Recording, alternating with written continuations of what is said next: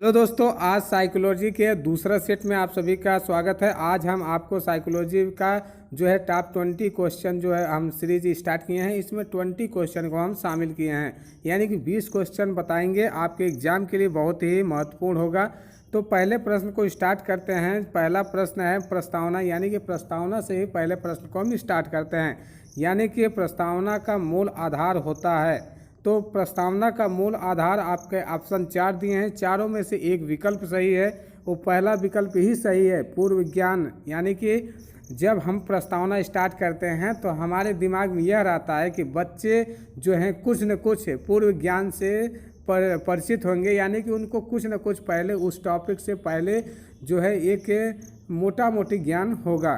तो अगला प्रश्न चलते हैं, अगले प्रश्न की ओर चलें। तो हमारा अगला प्रश्न है दूसरा वाला, जो है आगमन विधि को अन्य किस नाम से जाने जाते हैं। यानी कि आगमन विधि की बात करें तो यह जो है एक तरह से उदाहरण विधि है। क्या है? यह एक प्रकार का उदाहरण विधि है जिसे हम उदाहरण विधि के नाम से जानते हैं। यानी कि ऑप्शन सी में दिया है कि उदाहरण विधि।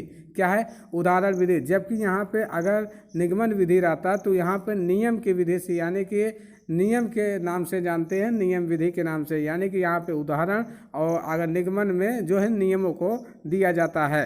तो अगला प्रश्न देखें तो अगला प्रश्न है तीसरा प्रश्न है प्रवचन विधि किस शिक्षण विधि से संबंधित है। तो प्रवचन विधि किस शिक्षण विधि से संबंधित है।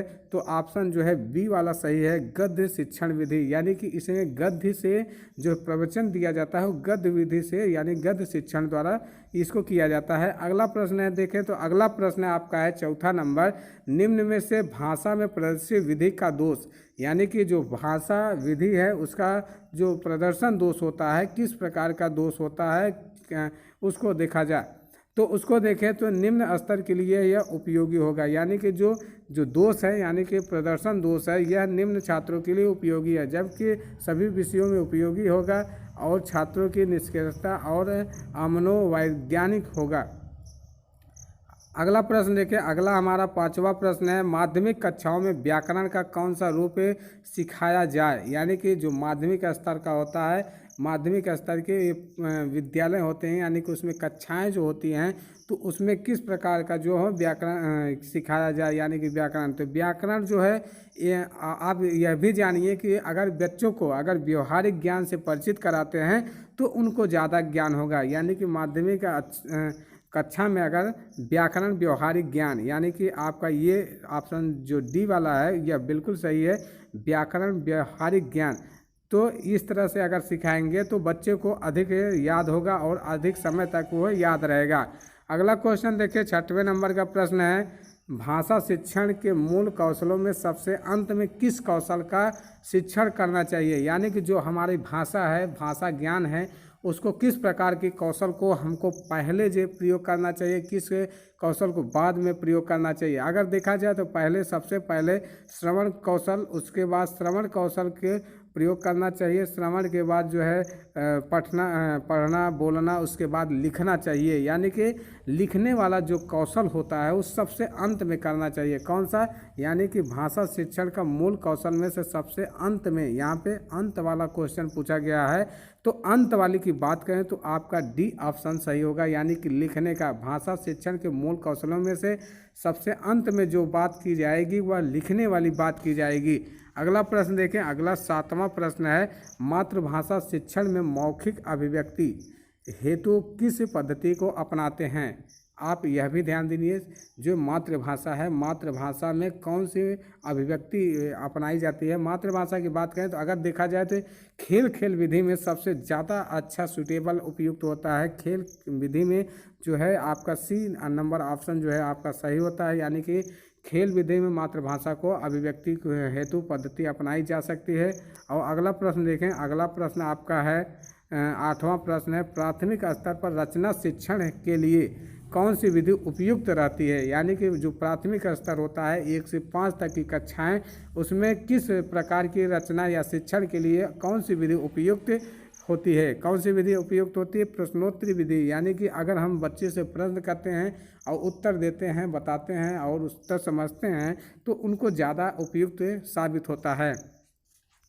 अगला देखें, अगला जो है सदानन का अर्थ है समझने के लिए किस विधि का उपयोग किया जाता है। 9 नंबर का है, सदानन का अर्थ समझने के लिए किस विधि का प्रयोग किया जाता है। तो देखा जाए तो यह समास विग्रह है, पहला ऑप्शन ही सही है, समास विग्रह का प्रयोग किया जाना चाहिए।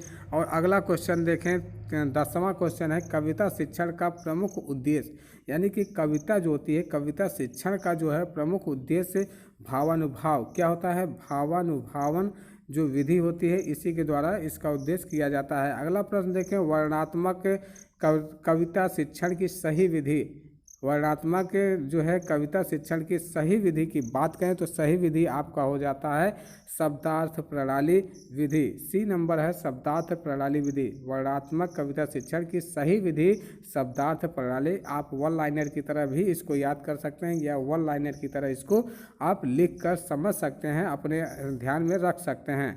तो अगला क्वेश्चन देखें, अगला है 12वां, प्राथमिक स्तर पर कविता शिक्षण की उपयुक्त प्रणाली, शिक्षण उपयुक्त प्रणाली यहाँ पे पूछा जा रहा है। प्रणाली की बात करें तो यह गीत व अभिनय प्रणाली होती है। गीत व अभिनय प्रणाली जो है प्राथमिक स्तर कविता में सही होता है। और अगला देखें तो 13वां प्रश्न है, व्याकरण ज्ञान की आवश्यकता होती है, यानी कि 13वें प्रश्न में व्याकरण ज्ञान की आवश्यकता क्यों होती है, यानी कि इसको देखा जाए तो यह जो व्याकरण होता है, व्याकरण हमारी जो भाषा होती है, भाषा को शुद्ध रूप देने का काम करती है। तो आपका ऑप्शन देखा जाए तो यहाँ पे बी वाले ऑप्शन में भाषा के शुद्ध प्रयोग के लिए इसका प्रयोग किया जाना चाहिए, यानी व्याकरण ज्ञान की आवश्यकता होती है, भाषा के शुद्ध ज्ञान प्रयोग के लिए किया जाना चाहिए।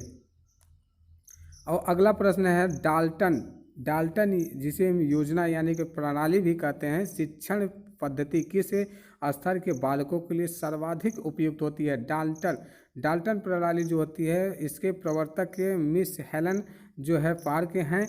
और देखा जाए तो यह जो है माध्यमिक स्तर के लिए इसका उपयोग किया जाता है। कहाँ पर, माध्यमिक स्तर। आपका डी ऑप्शन जो है सही है, डाल्टन प्रणाली जो होती है, डाल्टन योजना जो होती है, यह माध्यमिक स्तर के लिए उपयोग, बालकों के लिए उपयुक्त की जाती है। और अगला प्रश्न देखें तो अगला हमारा 15वां प्रश्न है, प्रोजेक्ट प्रणाली का प्रवर्तक, जो प्रोजेक्ट है यानी कि प्रोजेक्ट प्रणाली, इसके प्रवर्तक जो है किलपैट्रिक हैं। कौन है, किलपैट्रिक जो है प्रोजेक्ट प्रणाली के प्रवर्तक हैं। और अगला देखा जाए तो इसमें है 15वां के बाद 16वां प्रश्न है, भाषा शिक्षण में वाचन से पूर्व लेखन की शिक्षा का प्रतिपादन जो है 16वां है, भाषा शिक्षण में वाचन से पूर्व लेखन, वाचन पहले किया जाएगा, पूर्व वाचन से पहले जो है लेखन का कार्य किया जाता है किस, यानी कि मॉन्टेसरी प्रणाली जो होती है, मिस मॉन्टेसरी इनका जो है पद्धति भी है, मॉन्टेसरी पद्धति। और किलपैट्रिक आप जानते हैं प्रोजेक्ट प्रणाली हैं, जबकि प्रोबेल जो है यह बच्चों का बगीचा जिसे हम किंडरगार्टन प्रणाली भी कहते हैं। और अगला देखें, अगला क्वेश्चन, यानी कि आप इसको समझ गए, भाषा शिक्षण में वाचन से पूर्व लेखन की शिक्षा का प्रतिपादन किस में है, मॉन्टेसरी पद्धति में। अगला प्रश्न देखा जाए तो 17वां प्रश्न है, खेलों द्वारा प्रमुख रूप से भाषा के जिस पक्ष का शिक्षण किया जा सकता है वह कौन सा है जो है खेलों के द्वारा, यानी खेलों द्वारा प्रमुख रूप से भाषा के जिस पक्ष का शिक्षण किया जा सकता है वह मौखिक भाषा होता है। कौन सा होता है, मौखिक भाषा होता है। अगला प्रश्न देखें, अगला प्रश्न 18 नंबर का, अभिव्यक्त इकाई में कक्षा में वर्तनी शिक्षण हेतु सर्वाधिक उपयोगी विधि कौन सी है, खेल विधि होती है। सर्वाधिक उपयोगी विधि आप जानते हैं, खेल माध्यम में सर्वाधिक जो है सीखने की समझाई जाती है। और इकाई योजना आधारित नहीं होती है, इकाई योजना जो होती है इसके आधारित नहीं होती है। इकाई योजना जो होती है इसके आधारित कौन सी ऐसी जो है योजना है यह आधारित नहीं होती है, प्रस्तावना जो है इकाई योजना पे आधारित नहीं होती है। और अगला देखें तो 20वां प्रश्न है और अंतिम प्रश्न है, हिंदी में मूल्यांकन का प्रयोजन किया जाता है, किसमें किया जाता है। देखिए जब आप देखेंगे अगर चारों ऑप्शन को हम पढ़ते हैं तो विषय की जांच करना ये नंबर था, बी है अगली कक्षा में प्रोन्नति करना, और सी है भाषा के प्रति रुचि उत्पन्न करना, डी है लिपि का सही ज्ञान होना। अगर हिंदी में मूल्यांकन का प्रयोजन देखा जाए तो इसका प्रयोजन होगा अगली कक्षा में प्रोन्नति करना, यानी कि अगली कक्षा में अगर जो है मूल्यांकन किया जाता है तो अगर बच्चे में सुधार आता है या बच्चे उससे जो क्राइटेरिया को पार कर देते हैं तो उनको अगली कक्षा में प्रोन्नति क्रमोन्नति कर दिया जाता है। तो इसके बाद जो है नेक्स्ट सेट लाएंगे। आज के लिए इतना ही, धन्यवाद।